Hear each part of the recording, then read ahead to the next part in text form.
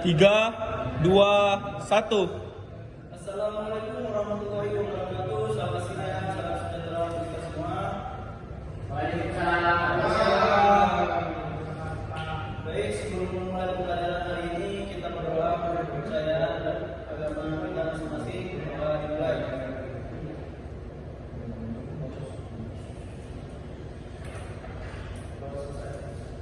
Baik, mahasiswa-mahasiswa sekalian, hari ini saya sebagai pendidik akan membawakan mata kuliah K3 yaitu keselamatan dan kesehatan kerja, yang dimana saya akan menyampaikan materi pembelajaran mengenai K3 yaitu keselamatan dan kesehatan kerja di suatu industri ataupun di proyek ataupun di bengkel.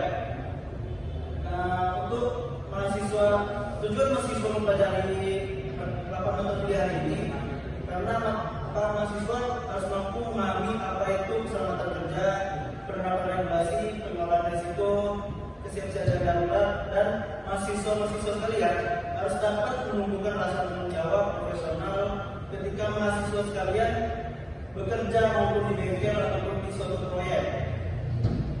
Baik, untuk kompetisi yang akan dicapai mahasiswa sekalian dapat memahami prinsip-prinsip keselamatan dan kesehatan kerja dan dapat mengidentifikasi potensi dan risiko kecelakaan kerja. Oke, baik, sebelum saya masuk ke materi, saya ingin bertanya kepada mahasiswa sekalian, apakah kalian pernah menerapkan K3 dalam kehidupan atau di mana dan kapan gitu? Apakah pernah? Pernah. Di mana itu? Waktu di industri, Pak. Oke, ada yang lain? Tidak pernah ya? Oke. Akhirnya saya masuk ke dalam materi hari ini. Materi kita yaitu keselamatan dan kesehatan kerja K3. Untuk mata kuliahnya mata kuliah juga ya K3. Baik, untuk saya lebih jelas saya akan membahas lebih dalam apa itu K3. K3 merupakan suatu usaha mencegah setiap perbuatan atau kondisi tidak selamat yang dapat mengakibatkan kecelakaan dalam kerjaan, baik dari perusahaan maupun dari pekerja itu sendiri. Baik, untuk selanjutnya itu istilah K3. Ada 3 istilah K3, yaitu higiene perusahaan dan kesehatan kerja yang disingkat HIPERCAS. Yang kedua ada disingkat K3 yang bisa kita sebut yaitu keselamatan dan kesehatan kerja. Dan yang ketiga ada istilah asing dikenal occupational safety and health. Baik, selanjutnya. Nah, untuk tujuan K3 itu ada 4 yang saya rangkum, yaitu mencegah terjadinya kecelakaan kerja dan penyakit. Yang kedua, melindungi kesehatan tenaga kerja. Yang ketiga, meningkatkan efisiensi kerja. Dan yang keempat, sumber-sumber produksi dapat berjalan secara lancar tanpa adanya hambatan. Nah, untuk masuk selanjutnya, apakah mahasiswa tahu apa itu contoh-contoh K3? Ada yang pernah tahu nggak? Contoh K3 itu seperti apa aja? Safety, Pak. Nah, safety, betul. Safety. Ya, kemudian sekolah. Oke, bagus. Baik, saya masuk. Ada beberapa contoh K3 ya, seperti tadi yang termasuk di video tadi, yaitu penyediaan alat pelindung diri APD. Baik.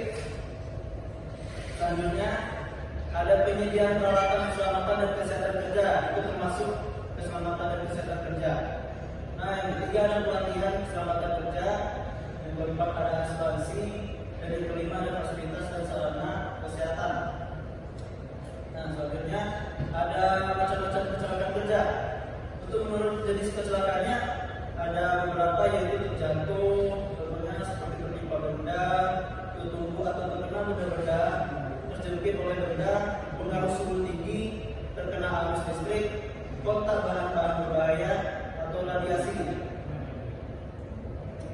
Nah, selanjutnya untuk penyebab kecelakaan kerja itu sendiri ada misalnya di bagian mesin, yaitu mesin pembangkit tenaga listrik, contohnya mesin gergaji kayu dan sebagainya. Ada juga alat angkut, misalnya alat angkut darat dan alat angkut air. Contohnya ada lagi bahan-bahan atau zat-zat radiasi, itu bahannya bahan peledak, ada gas dan zat-zat kimia sebagainya. Ada bisa juga dari lingkungan kerja, gitu, di luar bangunan, di dalam bangunan dan di bawah tanah, dan ada penyebab-penyebab lainnya gitu. Baik, untuk macam-macam kecelakaan kerja selanjutnya, untuk menurut luka atau lainnya bisa cedera patah tulang, bisa dislokasi, gagal otot, membakar luka dalam yang lain, amputasi, luka di permukaan, gagal dan remuk, luka bakar, racunan mendadak, pengaruh radiasi dan lain-lain. Nah, untuk selanjutnya penyebab kecelakaan kerja itu bisa dari pekerjaan itu sendiri yang lalai, contohnya sembrono dan tidak hati-hati, dan tidak mematuhi peraturan, bisa suatu proyek atau pekerjaan, tidak menggunakan APD, tidak mengikuti standar prosedur kerja, tidak memakai alat pelindung diri, dan kelima ada kondisi badan yang lemah yang dipaksakan untuk bekerja. Jadi kondisi lingkungan yang tidak aman termasuk di dalamnya lingkungan dan alat-alat yang digunakan. Baik, selanjutnya ada manajemen ketiga.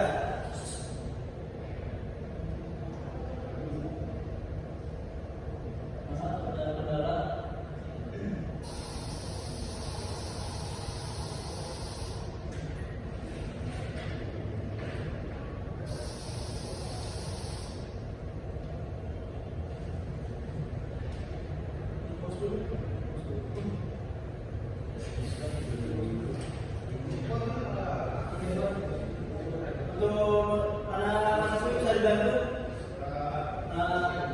Oke, terima kasih. Baik, saya lanjut. Untuk manajemen ketiga adalah manajemen ketiga, yaitu manajemen untuk pengembangan penerapan pencapaian, pencarian dan pemilihan kewajiban ketiga dalam rangka pengendalian risiko yang berkaitan dengan kegiatan kerja agar tercipta tempat kerja yang aman dan efisien serta produktif. Baik, ada sistem manajemen ketiga, yaitu sistem manajemen ketiga adalah bagian dari sistem manajemen perusahaan secara keseluruhan yang dibutuhkan bagi pengembangan penerapan pencapaian, pengkajian dan pemeliharaan kewajiban ketiga dalam rangka pengendalian risiko yang berkaitan dengan kegiatan kerja guna terciptanya tempat kerja yang aman, efisien dan produktif. Nah, di sini ada 5 prinsip-prinsip dasar manajemen, yaitu penetapan kebijakan K3, perencanaan penerapan K3, penerapan K3, pengukuran, pemantauan dan evaluasi kinerja K3. Yang kelima ada peninjauan secara teratur untuk meningkatkan kinerja secara berkesinambungan. Nah, untuk tujuan penerapan sistem manajemen K3 yaitu menempatkan tenaga kerja sesuai dengan harkat dan martabat sebagai manusia. Yang kedua, meningkatkan komitmen pembinaan dalam melindungi tenaga kerja. Yang ketiga, adalah meningkatkan efisiensi dan produktivitas kerja untuk menghadapi globalisasi. Yang keempat, adalah proteksi terhadap industri dalam negeri.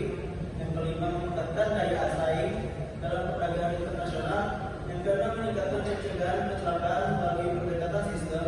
Yang ketujuh, pencegahan terhadap problem sosial dan ekonomi terkait dengan penerapan K3.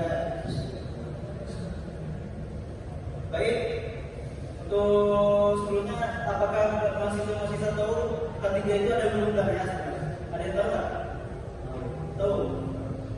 Baik, di sini saya akan membacakan ada undang-undangnya gitu. K3 itu memiliki undang-undang sesuai pasal K3 Permen Rakyat 25 tahun 1996. Perusahaan yang mempekerjakan minimal 100 tenaga kerja dan atau ada potensi bahaya ledakan, kebakaran, pencemaran dan penyakit akibat kerja wajib menerapkan SMK 3 ya. Dan di sini ada beberapa undang-undang yang telah di Indonesia untuk K3. Baik, sekian untuk materi pembelajaran hari ini. Untuk minggu depan kita akan membahas materi alat pelindung diri dan jenis-jenis alat APD yang digunakan untuk suatu industri ya. Baik, sekian pembelajaran hari ini. Saya tutup. Wassalamualaikum warahmatullahi wabarakatuh.